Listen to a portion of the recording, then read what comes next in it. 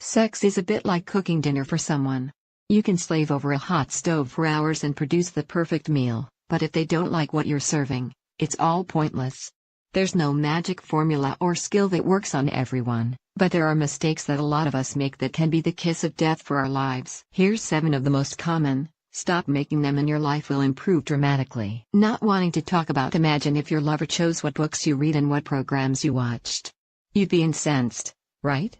How could they possibly know what you feel like at that exact moment without asking you?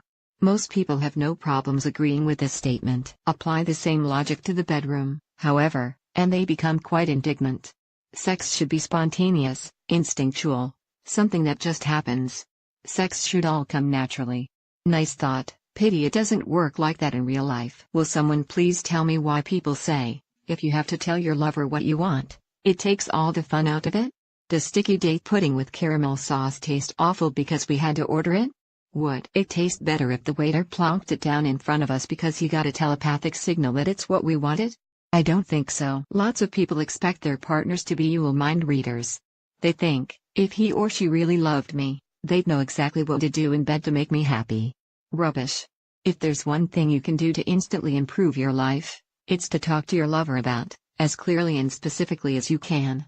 Never wanting to try new things. Monogamy is hard. Making love to the same person, over and over again, without getting bored is difficult.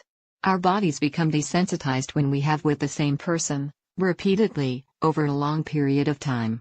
Your only hope of remaining stimulated and interested long term is to make sure what you do together is fresh and original. If you're not open to trying new things, you are virtually ensuring your life will be routine and mind-numbingly dreary. Even worse is responding to your partner's request for something new with "Don't you like having with me?" Or "Why aren't I enough?" Translation: what's wrong with having in the missionary position and doing exactly what we've done for the last 10 years? Overreacting to erection problems. Men are humans, not machines. His penis is made of flesh and blood, not steel. Not getting an erection now and then is normal at any age. If he's over 40, some type of erectile dysfunction now and then is even more likely. Most of the time, it's down to drinking too much, feeling tired or stressed, or worrying about performance.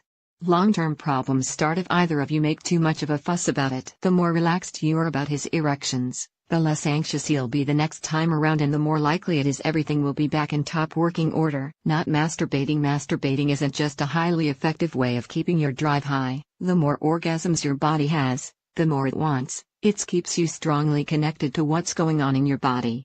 The more you know about your own immune response system, the better able you are to let your partner in on the secret. Use a dirty weekend as a reward for something. One of you gets a pay rise, you've just finished a renovation, etc. If a weekend follows a success or celebration, you'll condition yourself to enjoying them more because they are always associated with good times. Record your favorite fantasies and use the tapes as part of your warm-up. Have it playing as you enjoy a glass of wine together, or put it on in the car on your way back from dinner with friends. Make a list of your current favorite things, position, toy, fantasy, and stick them inside a cupboard in the bedroom. Both do it and constantly update for variety. Want to try something new? Add it to the list so your partner knows what you're craving and can surprise you. Put some thought into your life. Think, what can I do tonight to make it different? Little changes, like doing it at the opposite end of the bed, count for more than you think. There's no such thing as too tired for. Have it before you get too tired, in the morning or before you go out rather than after. Or turn yourself on mentally and have a lazy session. You don't always have to be swinging off chandeliers. Be open-minded. Be prepared to experiment. What was a turn-off with your last partner might be a real turn-on with this one. Don't be unrealistic about. A good balance to aim for each 10 sessions is that 2 will be great, 4 will be good, 2 will be so-so, and 2 mundane or disastrous. If you're not having any disasters, you're not trying enough new things. Not just what you need to climax, but where you're at that moment. Like feeling super sensitive or needing more stimulation than usual. Our bodies and desire aren't constant, they fluctuate given what else is going on in our lives. Thinking masturbating, fantasizing about other people, and watching porn are cheating. Some of you will be furious at me suggesting any or all of those 3 aren't cheating, but most people with a healthy equal appetite and attitude don't have a problem with any of them. Sexting other people, interacting with people usually via a webcam, etc., are a totally different matter. So is porn addiction or watching really dodgy porn. Apart from that though, All of the above are simply a way of introducing variety to without physically cheating on a partner. It doesn't mean your partner doesn't fancy you or doesn't love you if they do any of the above. A recent, reputable survey found 80% of people in a committed, happy relationship admitted to thinking about other people now and then, while having with their partner. Not wanting to give or receive oral is one of the most pleasurable aspects of, and to deny your partner the right to give or receive it, without a very good reason, isn't fair. Most of the reasons why people don't like oral, taste, smell, not wanting to swallow, are easily solvable. Shower together as part of foreplay, change position and technique for maximum control, don't swallow but don't abandon at the crucial moment either.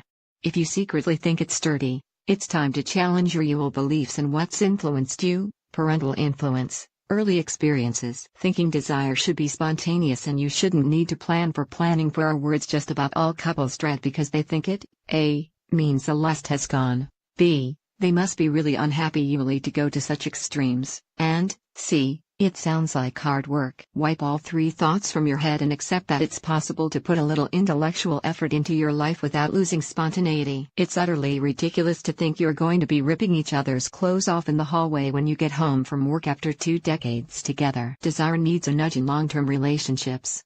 Simmering is an American technique which therapists often find quite successful. Every time you have an erotic thought during the day, write it down, then use it as a jumping-off point. Develop a fantasy around the thought and tell your partner what it is and what you'd like to do with it before you see them. By the time you see each other, you're simmering with desire. Writing 10 p.m. Saturday and sticking a note on the fridge won't work, simmering will. If you don't actively try to vary your life, you'll end up doing that fumbled first thing in the morning or last thing at night bleary, half-hearted stuff all the time. Hello monotonous monogamy. Visit TracyCox.com for Tracy's products and advice on in relationships. Tell me where the freak's at.